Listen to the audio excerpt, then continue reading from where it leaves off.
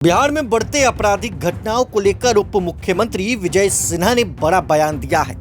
उन्होंने सीधे तौर पर राष्ट्रीय जनता दल पर निशाना साधते हुए कहा है कि आरजेडी के लोग बिहार में जंगल राज लाना चाहते हैं। सिन्हा ने चेतावनी दी है कि सरकार अपराध पर नकेल कसने के लिए बुलडोजर चलाने, एनकाउंटर करने और अपराधियों की संपत्ति जब्त करने जैसे कड़े कदम उठाएगी।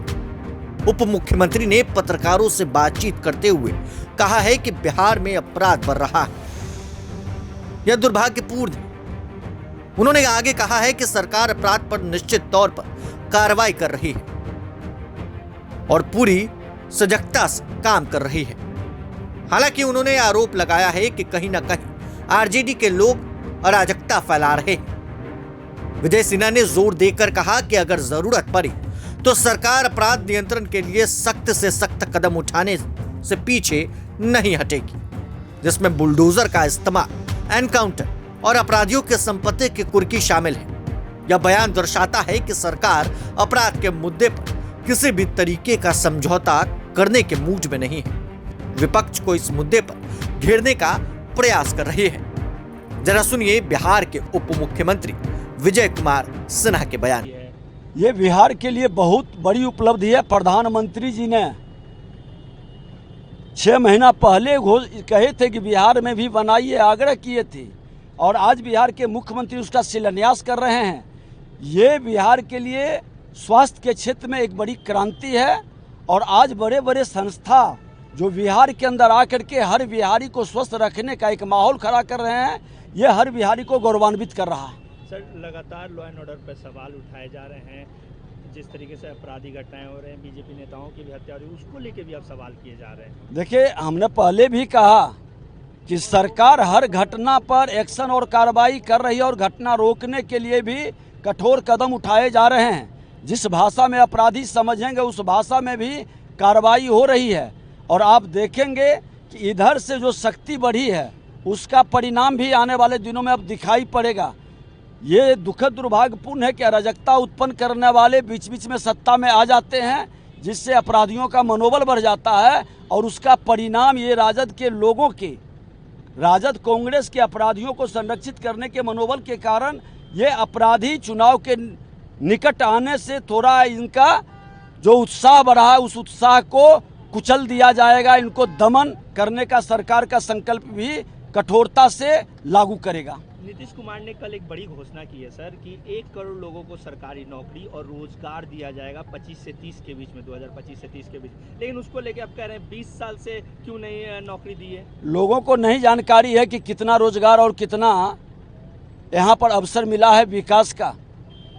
सरकार लक्ष्य रखती है कि हमने इस पंचवर्षीय में इतना किया है, अगले पंचवर्षीय में इतना करेंगे, और बिहार आज नहीं बदलता तो बिहार के अंदर गरीबी रेखा से इतने लोग बाहर कैसे निकलते हैं?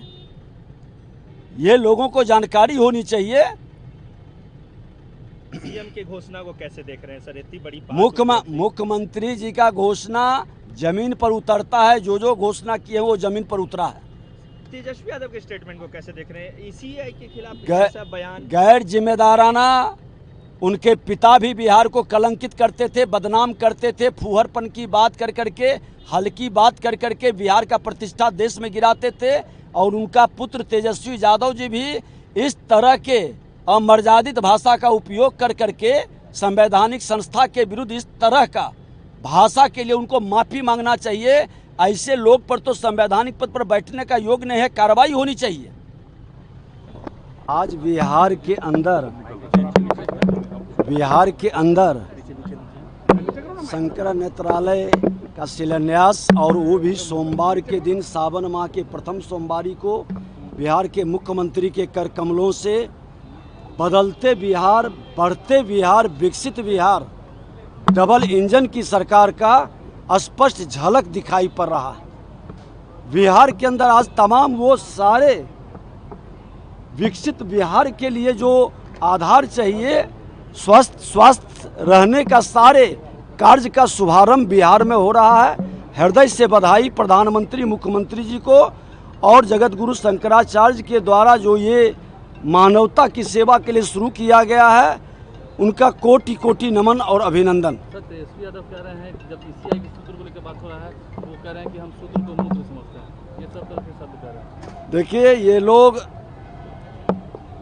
अपने संस्कार को छोड़ चुके हैं, भारतीय सभ्यता संस्कार संस्कृति से दूर जा चुके हैं।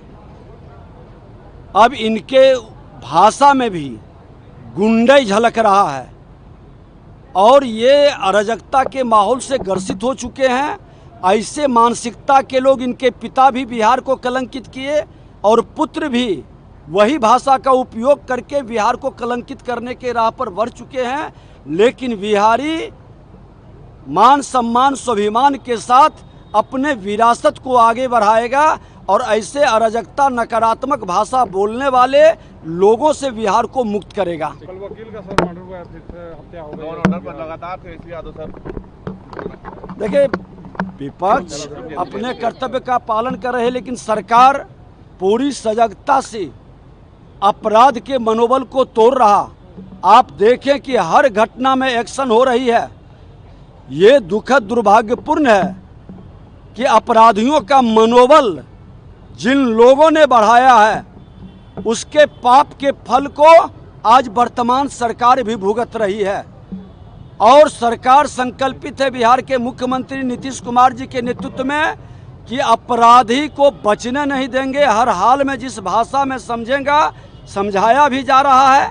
आप देख रहे हैं कि बुलडोजर की ज़रूरत पड़े या इनकाउंटर की ज़रूरत पड़े या उसके संपत्ति जब्त करने की ज़रूरत पड़े, अराजकता लाने वाले ये जो राजद के लोग हैं, जंगल राज के लोग हैं, उनके संरक्षण में ये वातावरण बढ़ रहा है। उसको हर हाल में खत्म करने का सरकार का संकल्प है। कांग्रेस खरीद फरोख्त का आरोप लगा रही है कर्नाटक में सरकार की, विधायकों को खरीदा जाएगा कह रही है। कांग्रेस अपने खामी, अपने गलती को नेतृत्व विहीन पार्टी को बचाने के लिए दूसरे के मत्थे मर रहे। राहुल गांधी जी को आप जबरदस्ती परिवारवाद वंशवाद के युवराज को आप नेता बनाना चाहते हैं, जिनको जमीनी हकीकत पता नहीं, जमीन से जुड़ा हुआ नहीं। और आज दुर्भाग्य है कि केंद्र में राहुल गांधी नेता प्रतिपक्ष, बिहार में तेजस्वी यादव, और ये अप्पू पप्पू के भूमिका से बाहर निकल नहीं सकते क्योंकि ये परिवारवाद के युवराज हैं, जंगल राज और भ्रष्टाचार के युवराज हैं। प्रभातखबर.com, विश्वास वही, रफ्तार नहीं।